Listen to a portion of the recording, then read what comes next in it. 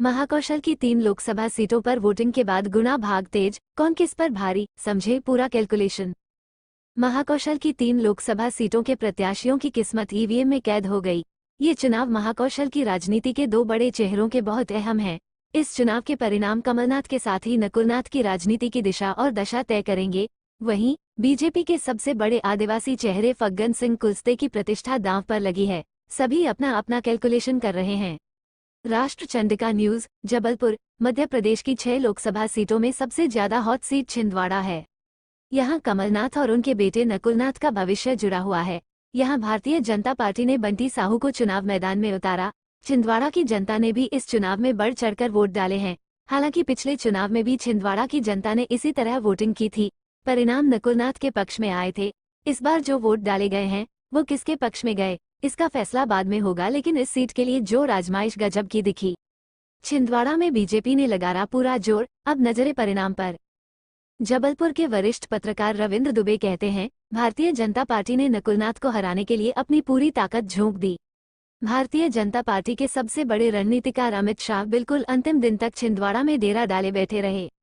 कमलनाथ के सबसे करीबी दीपक सक्सेना को भारतीय जनता पार्टी ने तोड़ लिया।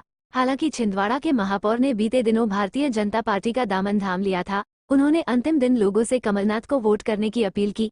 भारतीय जनता पार्टी की रणनीति थी कि कमलनाथ अपनी लोकसभा से बाहर ना निकल पाएं और उन्हें अपने ही घर में उलझा दिया जाए। इसमें तो भारतीय जनता पार्टी कामयाब रही है। अब नकुलनाथ चुनाव हारेंगे या जीतेंगे यह अभी तय नहीं है। मंडला सीट पर फग्गन सिंह की प्रतिष्ठा दांव पर। भले ही राजनीतिक गलियारों में सबसे ज्यादा चर्चा छिंदवाड़ा लोकसभा सीट की हो, लेकिन कांटे की टक्कर मंडला में है। मंडला से भारतीय जनता पार्टी के पुराने नेता और 4 बार के सांसद फग्गन सिंह कुलस्ते मैदान में हैं। इन्हें चुनौती दे रहे हैं कांग्रेस के ओंकार सिंह मरकाम। भले ही ओंकार सिंह मरकाम का कद कुलस्ते की अपेक्षा छोटा हो, लेकिन मुकाबला तगड़ा है। ओंकार सिंह मरकाम मंत्री रह चुके हैं। फग्गन सिंह कुलस्ते का प्रभाव भी लगातार घट रहा है, क्योंकि वे कुछ दिनों पहले विधानसभा चुनाव हार चुके हैं। मंडला के 8 विधानसभा क्षेत्र में से भारतीय जनता पार्टी के पास केवल 3 हैं। इसलिए हो सकता है कि भारतीय जनता पार्टी के मध्य प्रदेश के सबसे बड़े आदिवासी नेता इस बार चुनाव में नुकसान में रहें। जबलपुर लोकसभा सीट पर बीजेपी दिख रही भारी। जबलपुर लोकसभा सीट पर भारतीय जनता पार्टी का पलड़ा भारी है। यहां पर 8 विधानसभा क्षेत्र में 7 विधानसभा क्षेत्र भारतीय जनता पार्टी के पास हैं। विधानसभा चुनाव में भारतीय जनता पार्टी के नेताओं ने अच्छी खासी बढ़त से चुनाव जीता था। वहीं दूसरी तरफ कांग्रेस का विधानसभा चुनाव में कमजोर प्रदर्शन रहा। लोकसभा चुनाव के लिए भी कांग्रेस की रणनीति बहुत अच्छे तरीके से क्रियान्वित होती नहीं दिखी। चुनाव के प्रचार के दौरान कांग्रेस का एक भी स्टार प्रचारक चुनाव मैदान में नहीं उतरा। जबलपुर से राज्यसभा सांसद विवेक तन्खा भी चुनाव प्रचार करने के लिए नहीं आए। केवल स्थानीय विधायक लखन घंघोरिया और कुछ पूर्व विधायकों ने अपने स्तर पर चुनाव प्रचार किया।